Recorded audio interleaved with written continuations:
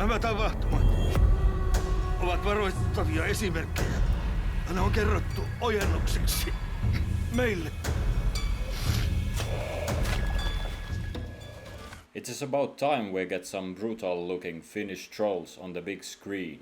And here we have Ari Savonen himself, the director of Backwood Madness, discussing the creatures from Finnish mythology as well as the intense production of this movie.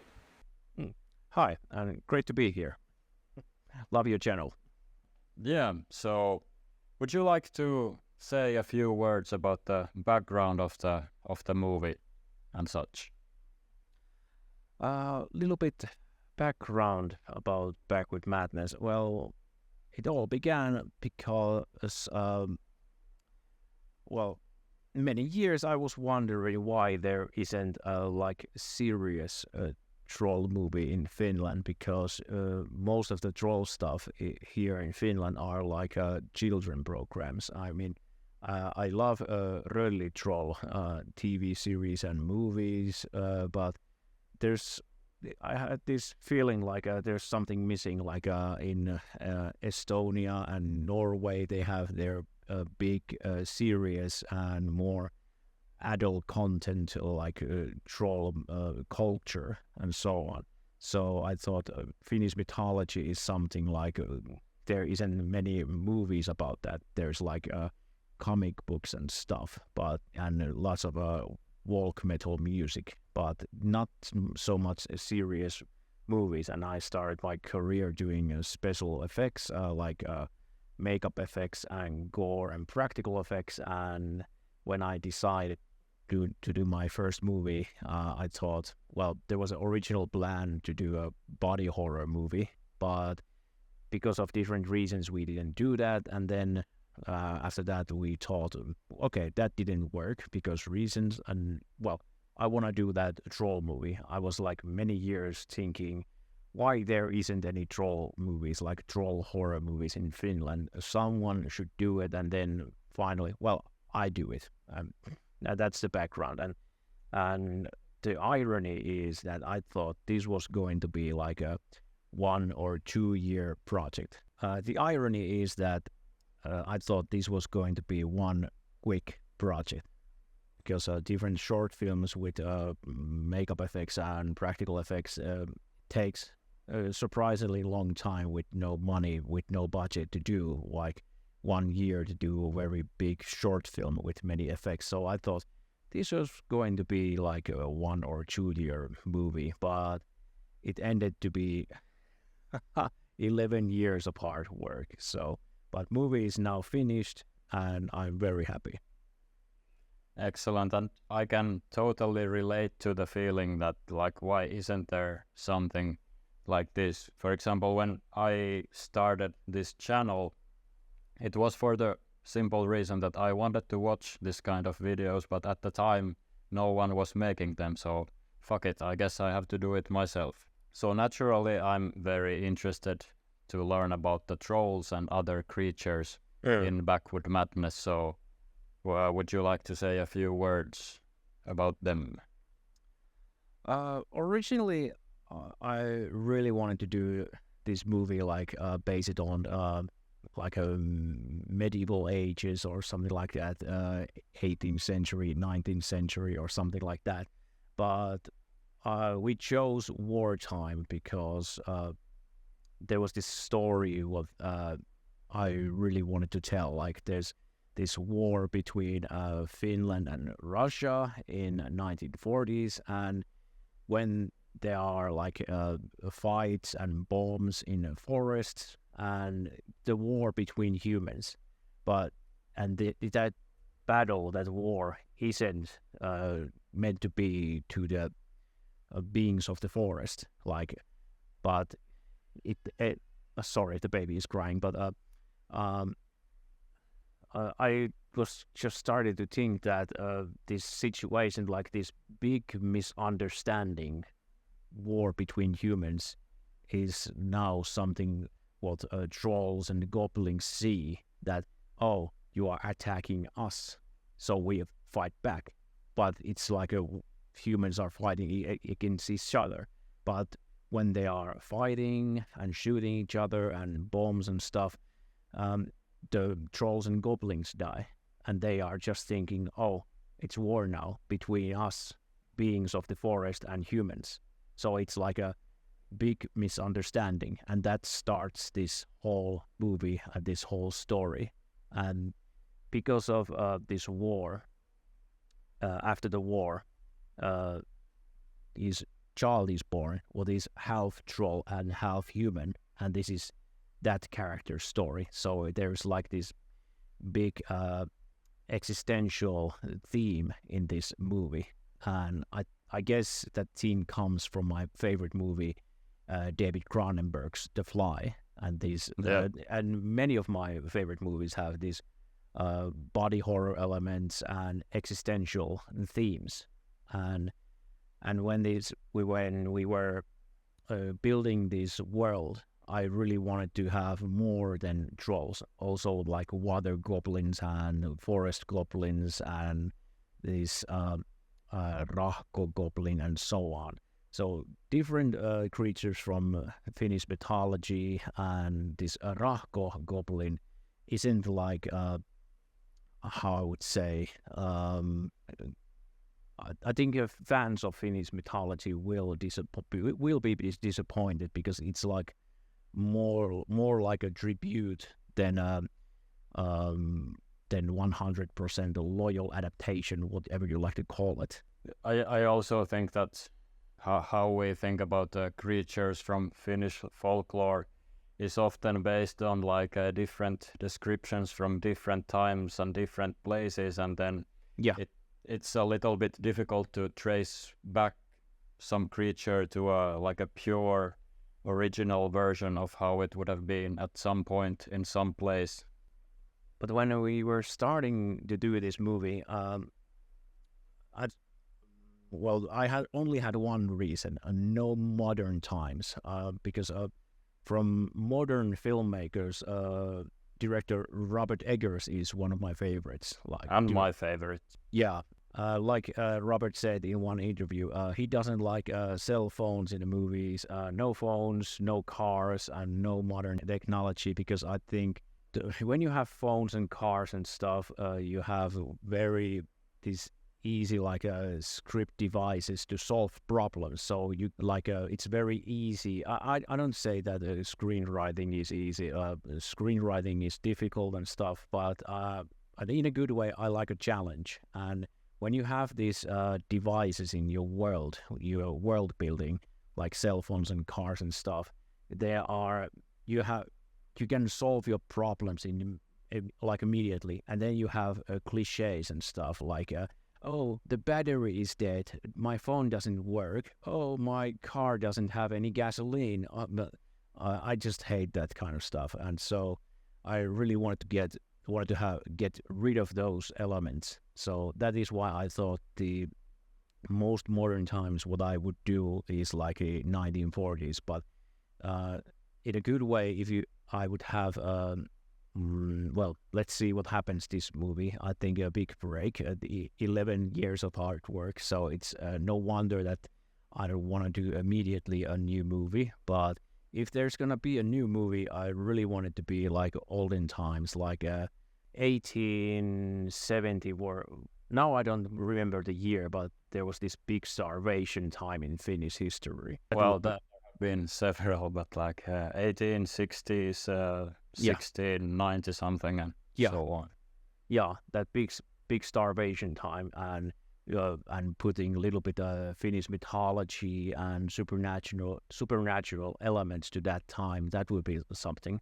But of course, that wouldn't be good for a small independent production. This was like a very small budget movie, and I was making special effects to the different people many years. And when I started to make my own movie, I said, well, I helped you, can you help me, and so on. And that was one of the key elements how this movie was able to be, well, it could happen. So I did this free work to different people, and then I say, well, if you don't have any money to pay me when I do special effects for you, when maybe you can later help me, and then became Backwood Madness, and people later helped me, and so on, and it was like beautiful, this very Finnish independent film circle, like many independent filmmakers were in this movie. Like I was helping them, and then they were helping me. It was like this big friendship project, whatever you like to call it, and it really felt like I had this warm feeling in my heart that okay, this movie is happening because so many people are helping each other, and then when we were making this film, many people became very good friends, and after this movie they started making their new projects with new friends and so on. So in that way too, this feels like a big friendship project. And when you do this like a 1940s stuff, and many Finnish people have this theater, summer theater clothing and stuff, and you have this. You are able to have this like a cheap 1940s props and clothes in Finland, but in the 18 something, it's gonna be like more difficult to have a right kind of filming locations, and it's a whole another story. You really need a professional production and good budget, especially when you are playing with fake blood, and there's a surprisingly lot of gore in this movie. I'm delighted to hear. So when you have these gory scenes, and if you have something 18 something filming location and clothing and props, I have done for that kind of productions special effects. And in those productions, when people ask, can we use blood that it really 100% sure comes off, and I say no. And the filming locations are antique and so on, very old. So I say, well, do you even dare to spill or throw even a glass of juice or water to the wall? No, absolutely no. Okay, so that is big no for the blood. So that sounds very boring. So if you want to do something like 18 something horror movie, you really have to build your own sets, and so there wasn't like any more thinking. Do we let's do 1940 something or 18 something? Absolutely no 18, because we don't have any budget to do proper sets and so on, and where we can find a set builder who would do that kind of a sets, what looks like photorealistics, and no, photorealistic isn't the right word, but believable historical Finnish rooms and houses and so on. But this movie, so it sets. It happens in the 1940s and also in 1960s. When this half troll, half human character is adult, and that adult times in 1960s and baby times in 1940s.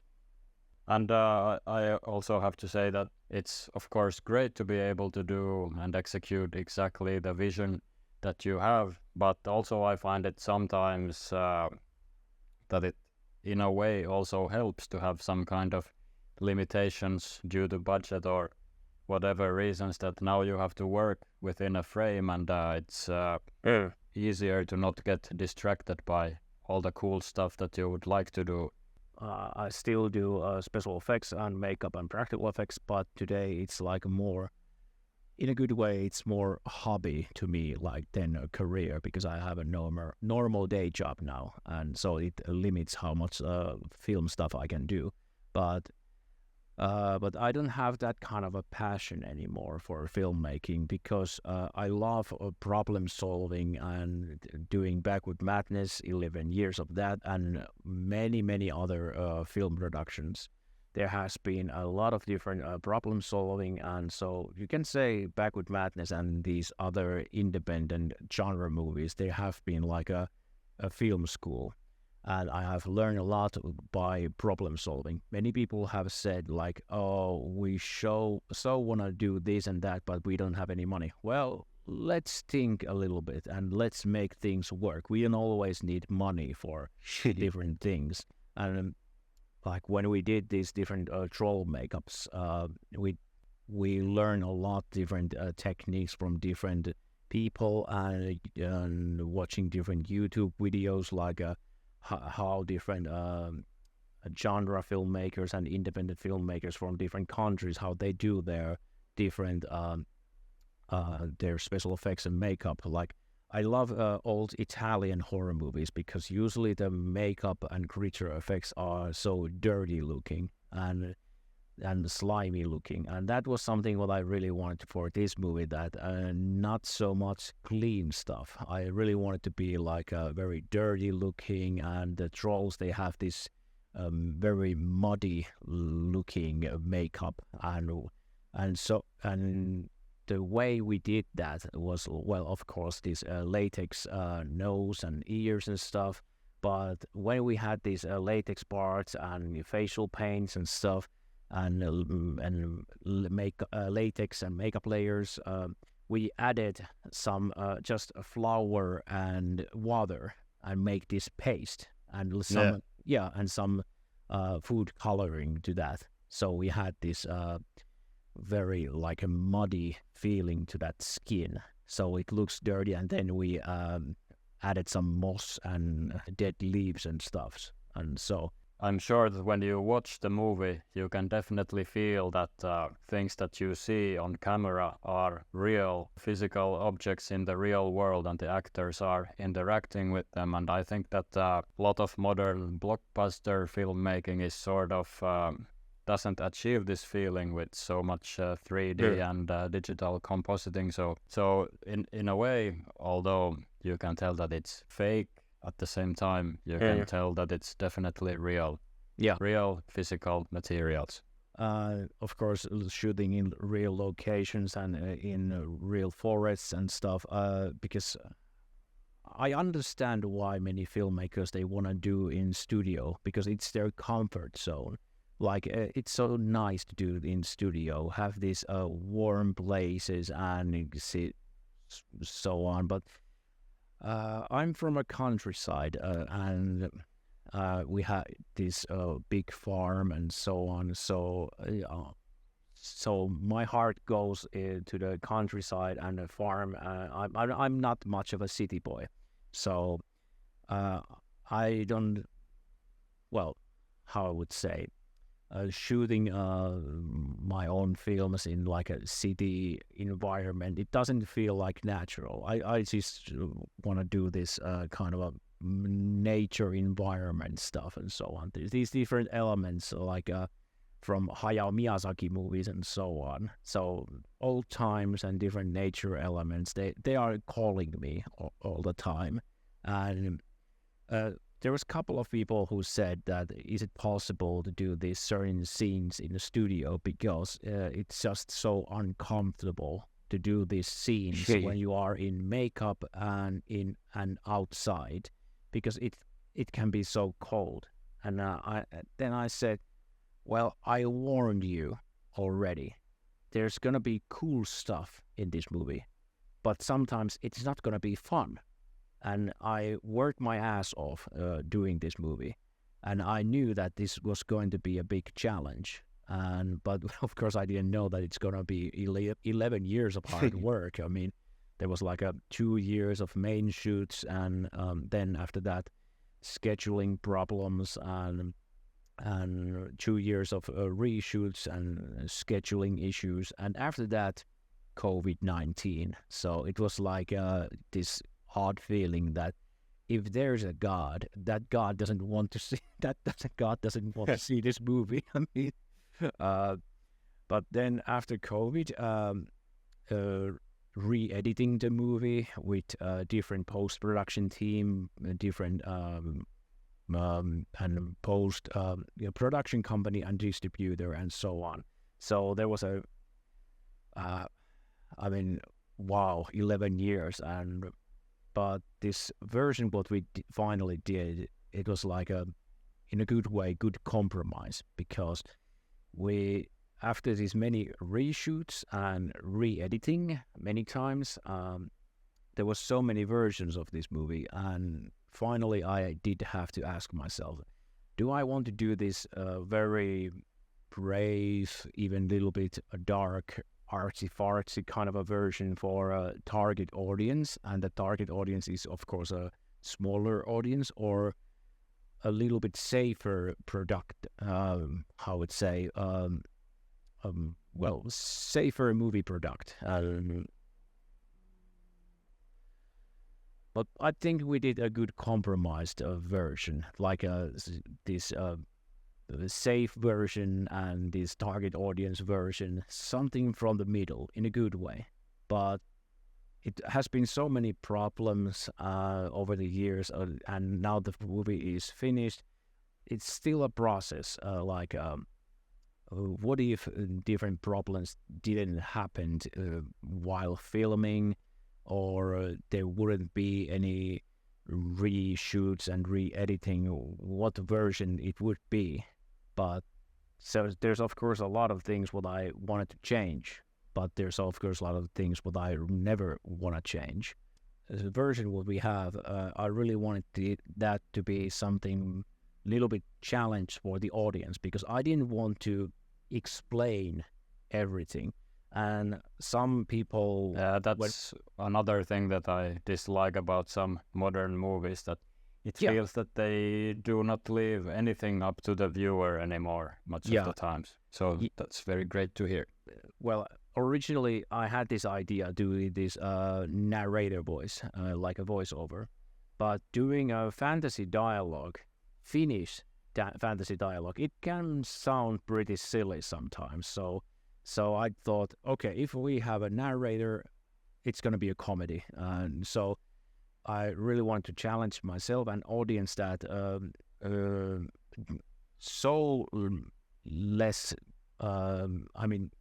not much dialogue. I almost treated this movie like a silent film. And I love old black and white silent movies.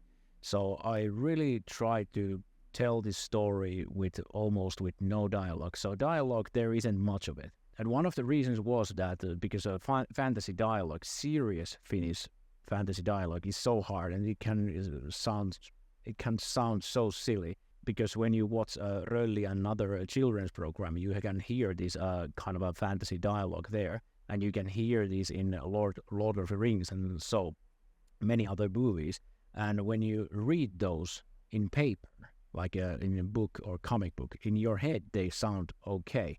But when you are hearing those from editing table, oh, that sounds awful.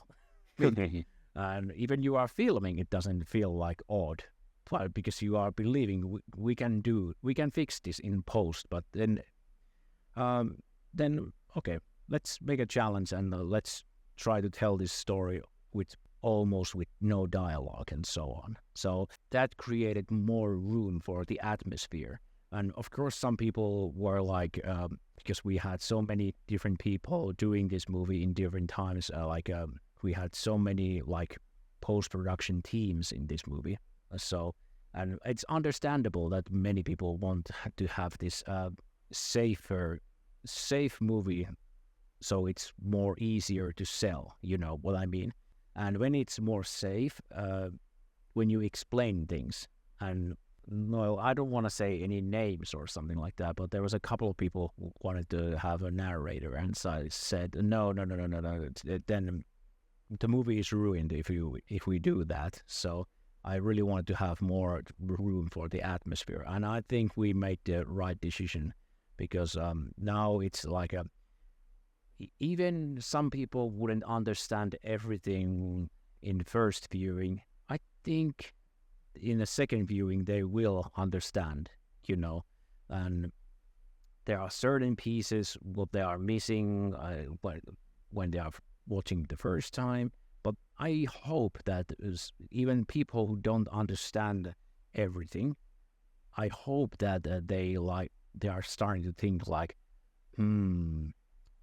okay, there's a lot of things what I didn't like, a lot of things what I like, and those elements what I like, and they didn't explain me everything. I want to see it again, and what it's all about. Like it's like a there isn't much of a speak in the social media about it's like a mystery movie. It's marketed as a fantasy horror movie, but two different elements what are there is a little bit adventure and little bit mystery. Like a lot of entertainment these days feels like content that you are meant to consume once and then dump away and scroll to the next one. So there is an element there that leaves you a desire to hopefully see it again and think a little bit. Yeah, because I thought every scene, like, I don't want to treat audience like a jackass, like they're idiots, because I hate that in modern movies, like you explain things. Like there's so many big budget movies, like we just saw this one action scene, and then after that comes a character who tells you what just happened, and yes, I just hate that. So that is why I really just try to do like in different way. Like, well, I don't tell everything. You just saw certain things. That's your puzzle. That you have the pieces. Figure it out. No, that was like my attitude doing that. Of course, there was a lot of problems when we were filming it, and later we did have to try to fix this puzzle. There was this one pond, not lake, a little pond, and where we were filming, we were waiting a couple of crew members, and when they are coming here to this national park, then we have this phone call. Oh, you're in different national park, 40 kilometers away. Okay, and then we shoot everything what we can, and sun is going down. And then we quickly shoot those scenes what we are able to do with those actors. And when we have to think quickly, okay, 1 month later, we come back here and shoot these missing scenes with stunt actors because we are not able to have these main actors then. When we come back, first time in that town's history, that pond was gone. It was so hot summer. It was dried up. Before that main shoot, two different actors tell me the same reason why they can't do so many filming days. Their father died. Let's schedule everything now. We have to plan everything again. So these characters can't be that much in this movie, so we have to do these and these characters less, but let's make things work. It was a lot of stress, a lot of new plannings. We figured out certain things, but when we were filming, then of course afterwards we realized we created some new problems because we were doing so fast these certain things. And that is why this movie had so much reshoots and re-editing, because there was this would be a very long video if I would tell every problem what this movie had. So to non-Finnish viewers, maybe this is a very good example of what Sisu looks like. These problems when we were filming, they were, and re-editing and so on, they were most annoying thing.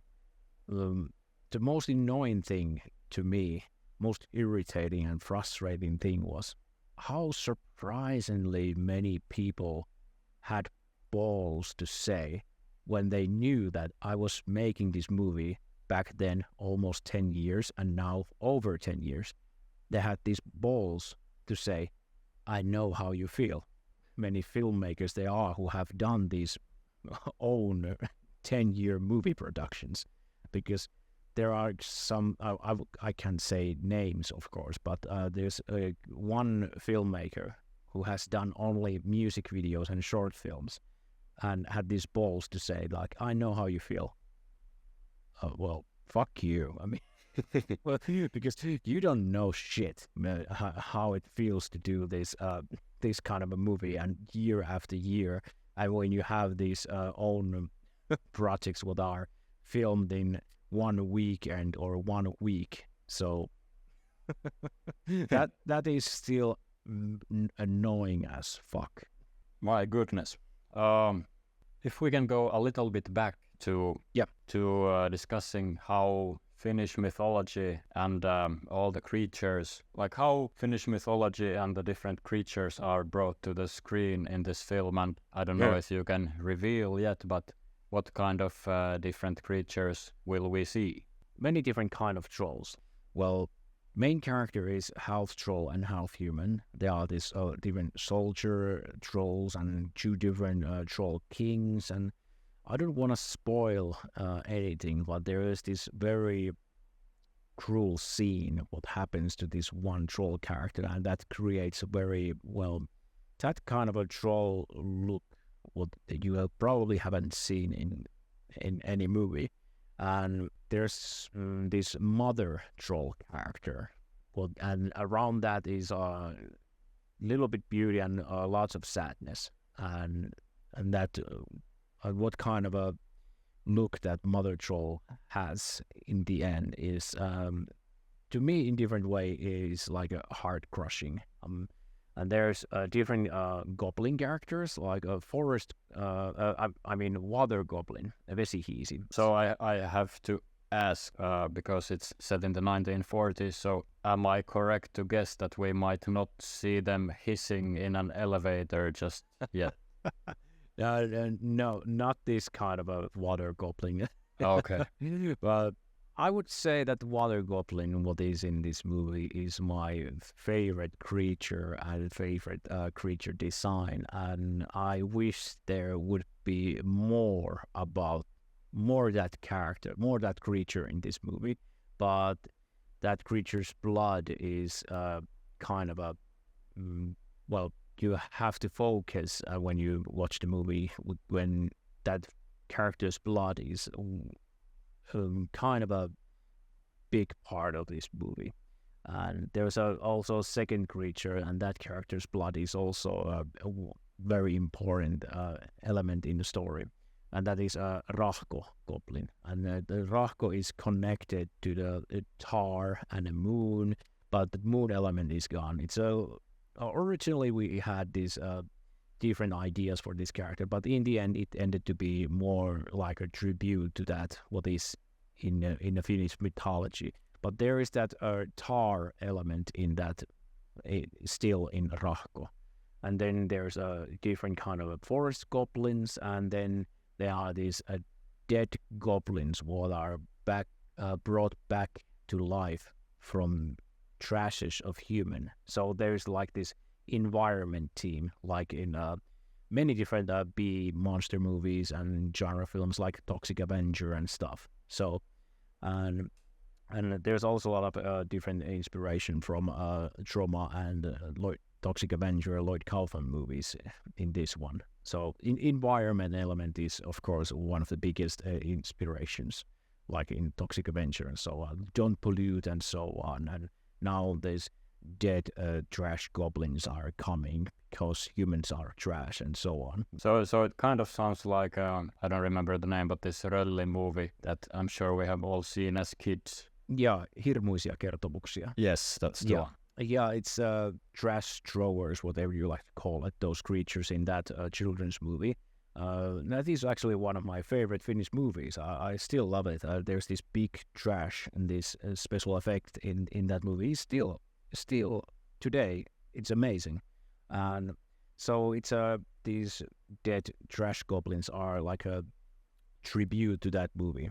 But I think when you watch this movie, many people probably don't see them or call them like trash goblins. They just see them dead goblins what are just coming from Earth bringing back to life, and there's human trash everywhere. So it's again, it's like you can different viewer can see it this in a couple of different ways. I think, of course, I see this movie myself in different way, and many of my friends and a couple of test viewers have said it's like a B movie. Guillermo del Toro's Frankenstein, Pan's Labyrinth. I was going to say Pan's Labyrinth because I guess I said Frankenstein because I'm so waiting to see this year Guillermo del Toro's new movie Frankenstein, because well, World War II elements and different creatures. So it's no wonder that many people see it like a Guillermo del Toro's Pan's Labyrinth, like a B version or a Finnish version of that.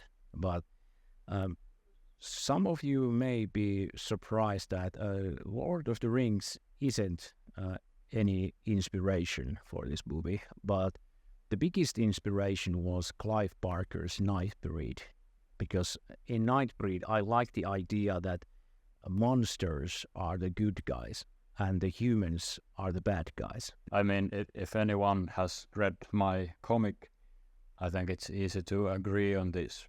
Yeah. Is there any creature left undiscussed? Any creatures? Let me think. There was Nixie, Nakki. Is also, yeah.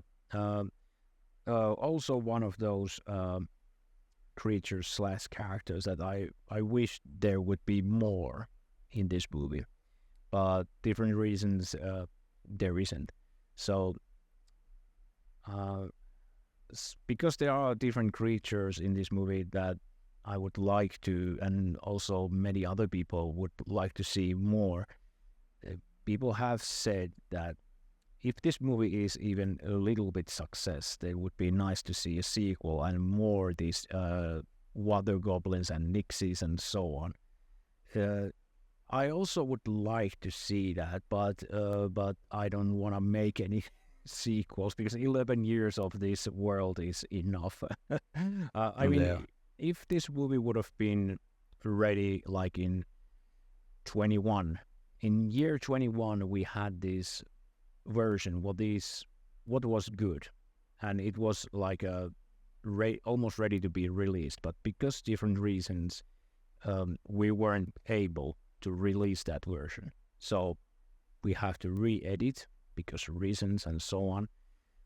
If this movie would have been ready in 21 and in theaters in 22, I think there would be like a now sequel in the works. But I think a sequel, even this movie would be successful, it's not going to happen. I think short films are the next step. What I really want to do. I am organizer of Trash and Underground Film Festival, so I think that is my main focus in the future, organizing that film festival with Tampere Film Festival and sometimes doing a little short film for that film festival. So I think if there's going to be more like Backwood Madness kind of a Finnish mythology creature stuff, it's in a form of short film, because I really want to do more creature effects and so on, but doing a full-length feature film, especially a Finnish monster movie, it's very difficult because Finnish audience doesn't watch that much Finnish genre movies, because Sisu is one of those rare genre films that is very successful. Yeah. And when we have seen these different genre films, well, they haven't. Many Finnish genre movies haven't been successful, and there's a reason, because Finnish people usually watch comedies and war movies and so on. So, but Finnish monster movies, I hope like in 10, 20 years, the Finnish movies and audience would change, that people would dare to do these different kind of genre movies and so on, horror movies and fantasy movies, and without being scared that, oh, this is gonna flop, and because Finnish audience doesn't want to see this kind of movies. So, well, you know what I'm saying. I really hope that this would sort of inspire filmmakers and audiences more in that direction. When is the movie coming out, by the way? 22nd of August. So we can say when this video comes out that next Friday or something like that, movie comes out. Well, 22nd of August, year 2025.